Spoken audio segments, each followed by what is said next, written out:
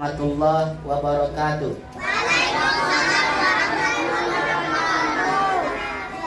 Alhamdulillahirabbil alamin. Assalatu wassalamu ala asyrafil anbiya'i wal mursalin wa ala alihi wa ashabihi ajmain, amma ba'd.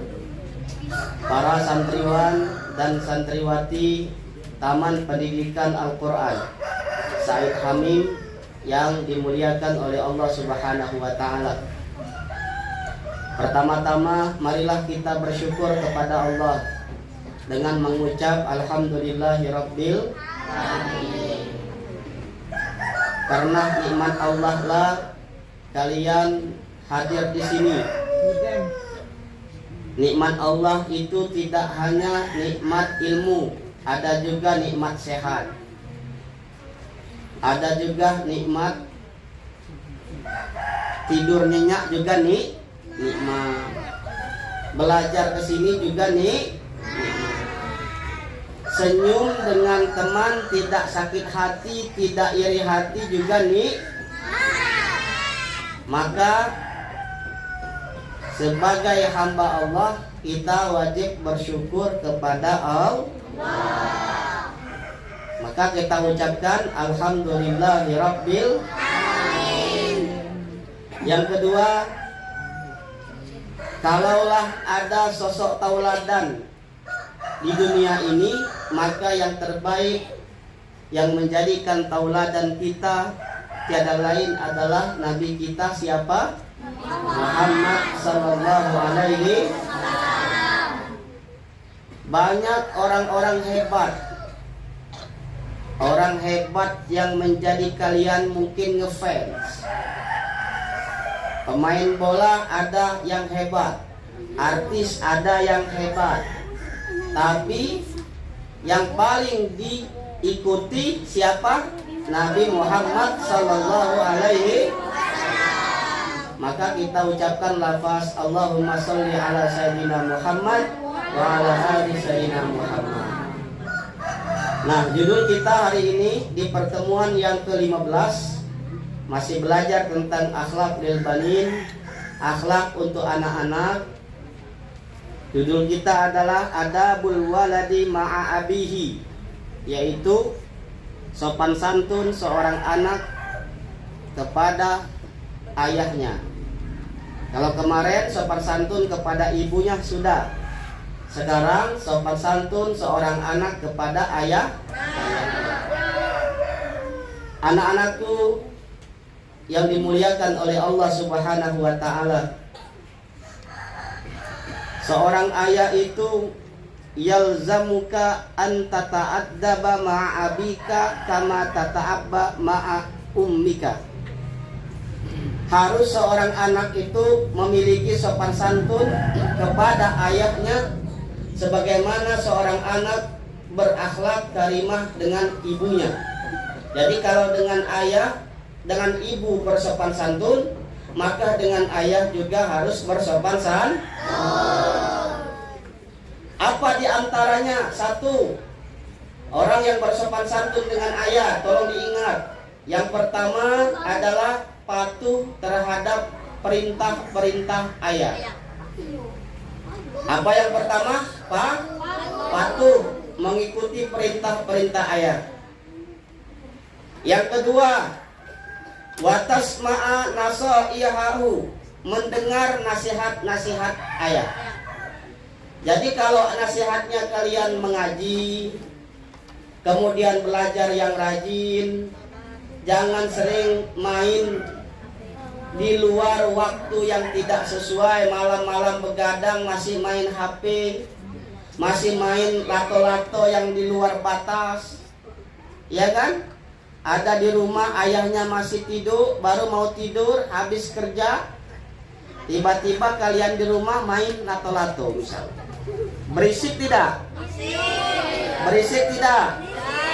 Nah, kalau berisik keganggu tidak ayahnya?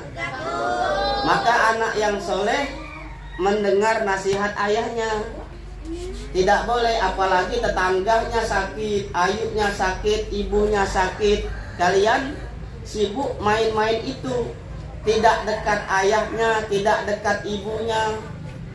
maka ini bukan mencerminkan anak yang soleh.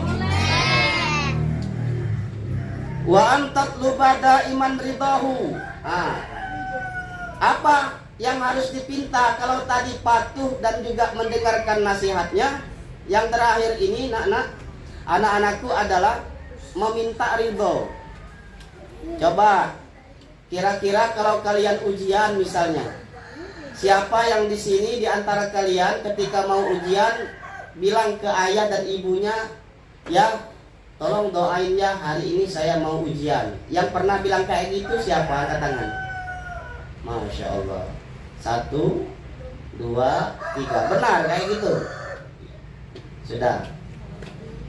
Jadi yang minta ridho, minta doa, berarti dalam ujiannya ia berharap doa ayah dan ibunya mengetuk pintu langit. Ada orang-orang itu anak, dia nampaknya bodoh sekali, tidak pintar, tidur di kelasnya, ngantuk terus. Ketika ujian juara umum, nilainya komlut. Dari seluruh teman-temannya dia yang paling tinggi nilainya. Kemudian gurunya dicari tahu kenapa kok bisa juara umum. Dilihat ternyata tidak nyontek, belajar pun jarang. Iya, jarang belajar, tidur di kelas, tapi ujian juara umum. Ditelusuri, dilihat di mana anak ini kok bisa, apa ada ilmu laduni, ilmu bisa mengetahui soal. Ternyata setelah diteliti, sampailah ke rumahnya, ayah dan ibunya di rumah tidak pernah ghaib atau telat dalam satu malam pun, dimulai jam 2 malam sampai subuh khusus sholat tahajud mendoakan anaknya belajar. Nah makanya doa ayah dan ibu itu tidak bakalan jatuh ke daun kayu. Kalau kalian minta doa kebaikan, maka akan Allah kan kabulkan kebaikan.